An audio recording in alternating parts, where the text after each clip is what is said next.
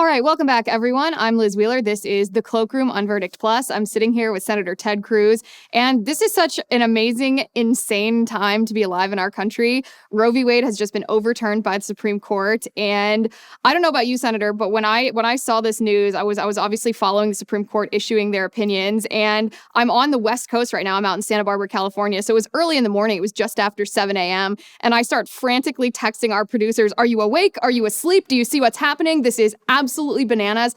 I don't think I'm ever going to forget that moment. Yeah, no, it was extraordinary. I was in D.C. at the time. I had the night before, we had been laid on the Senate floor battling over gun control.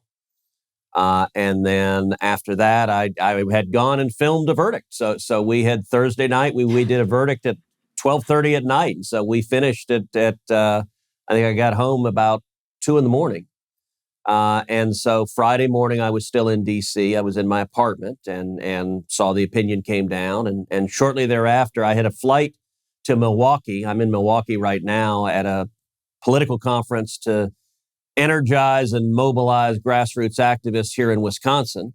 But my flight wasn't until late afternoon. So I actually played basketball for 2 hours Friday morning with several guys on my staff. And we played 3-on-3 and 4-on-4 for a couple hours, and then I jumped in the shower and went and did a Fox hit talking about the Dobbs ruling, and then jumped on a plane and flew to Milwaukee.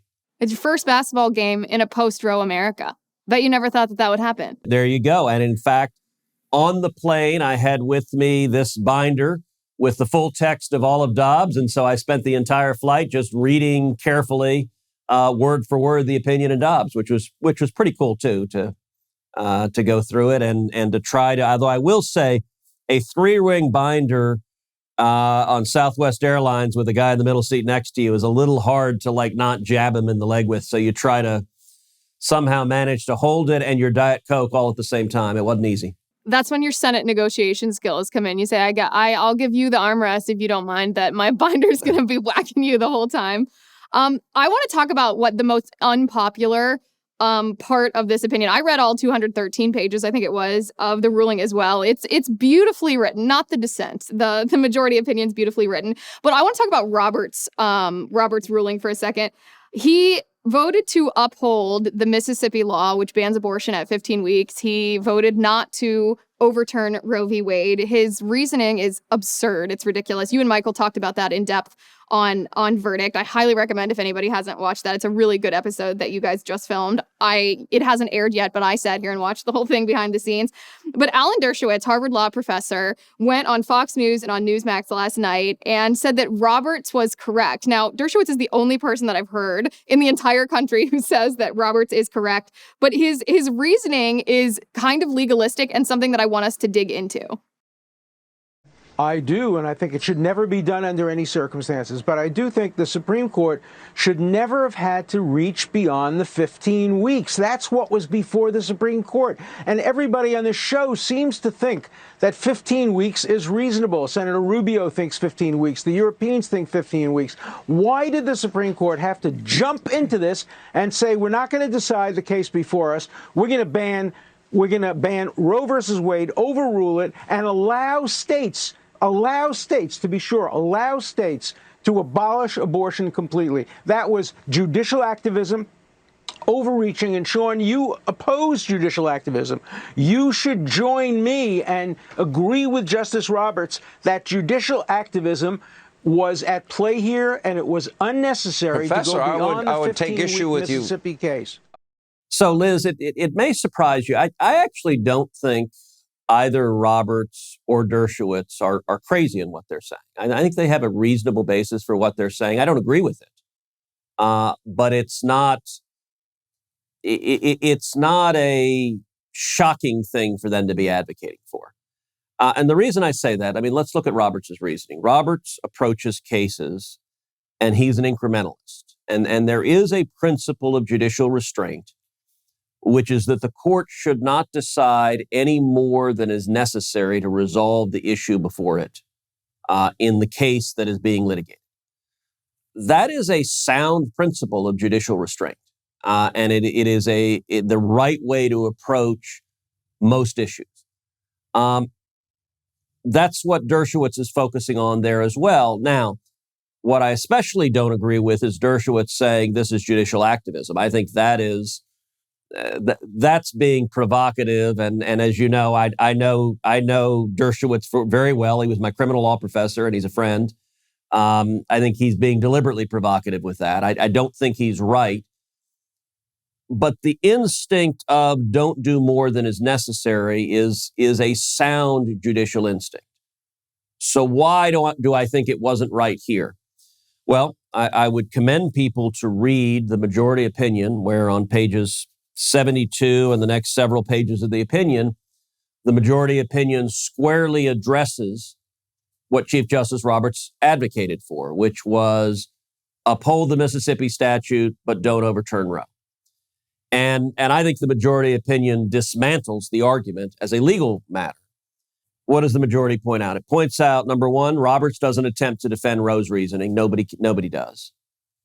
Number two, Roberts doesn't even pretend to defend Casey's reasoning.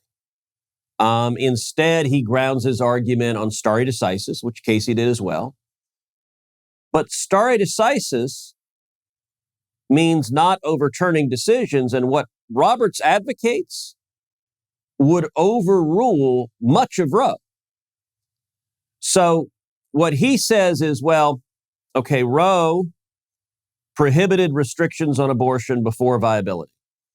He said we should get rid of the viability requirement, but we should, here's what the majority, how the majority puts it. The concurrence would leave for another day whether to reject any right to an abortion at all, and would hold only that if the Constitution protects any such right, the right ends once women have had a, quote, reasonable opportunity to obtain an abortion. The concurrence does not specify what period of time is sufficient to provide such an opportunity, but it would hold that 15 weeks, the period allowed under Mississippi's law, is enough, at least, quote, absent rare circumstances.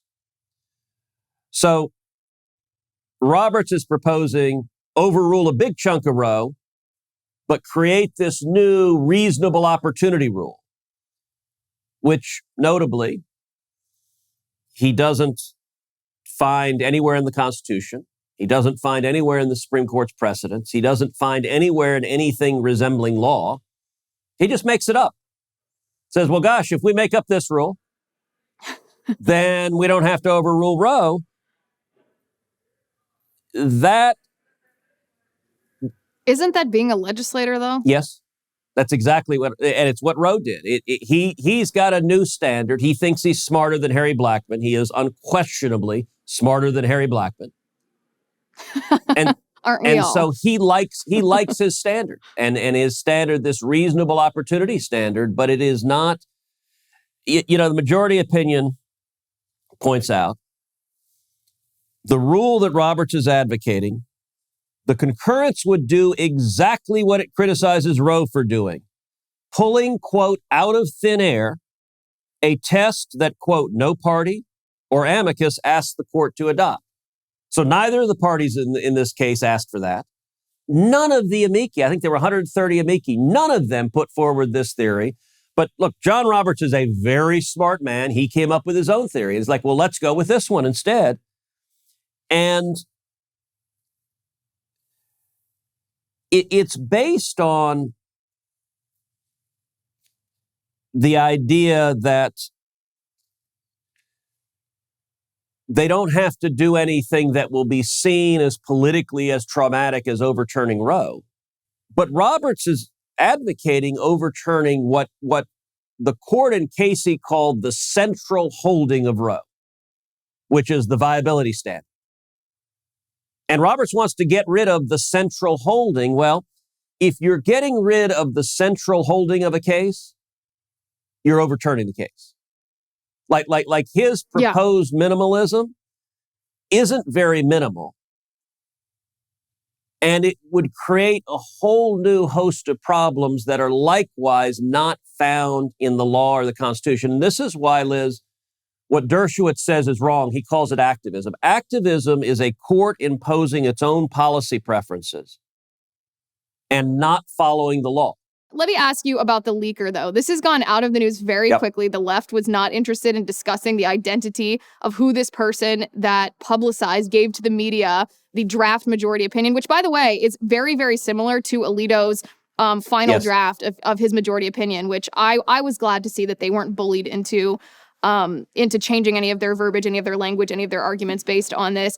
What do you think the proper course of action is now regarding this leaker? Should we continue to investigate? Should the name be revealed publicly? Should this person be prosecuted? And will they? Yes, and I don't know. Look, the investigation should continue. Roberts has announced that the court has launched an investigation. The marshal's office is leading the investigation. I think it's critical that we find out who the leaker is. I think their name needs to be made public. I think they need to be criminally prosecuted to the maximum extent possible. Will it happen? I don't know. The marshal's office, generally speaking, doesn't have a whole lot of experience investigating crime. That's not their principal focus is protecting the court, which is it is a law enforcement function, but it is not typically investigatory. So I don't know how effective the marshal's office will be at the investigation. I also don't know. There's been no public reports about how much the law clerks are cooperating. So, for example, it's been reported that the clerks were asked to sign a statement, presumably saying they did not hand the opinion over to anyone. I don't know if their clerks are refused to sign it. I don't know and nobody knows outside the court what has happened. But I think it is critical both for the long-term integrity of the court and for the rule of law that we find and prosecute the leaker. I hope that happens. On the question of prosecution, it will depend on Merrick Garland's Justice Department. And unfortunately, this Justice Department has been so political that I could easily see the Department of Justice refusing to prosecute it. I hope they don't, but I think that's a risk. Step number one is find the leaker. And then step number two should be ensuring that there are real and meaningful consequences for the gross violation of duty to the court and to the rule of law. All right, Verdict Plus members, weigh in, post below. Do you think that we're going to find out who the leaker is, the identity of this person? And if so, do you think that they will be prosecuted? Do you think Merrick Garland will do anything or not? And if so, what do you think the charges will be or should be? Comment below, weigh in. I'm really interested in everybody's opinion. Also, a little behind the scenes going on here. The senator is at an activism conference in Wisconsin right now, and his staff is about to pull him up out of the chair because we've run so late talking about this topic. So, Senator, I'm going to let you go. Thank you, everyone, for watching. This was a really great discussion. I'm Liz Wheeler. This is the Cloakroom on Verdict Plus.